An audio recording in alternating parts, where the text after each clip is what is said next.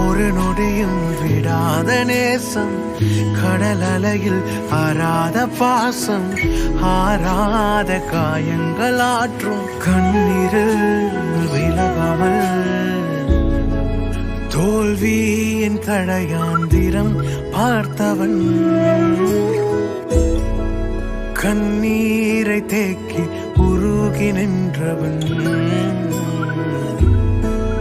அழகாய் அவரின் நிழலில் நின்றவன்.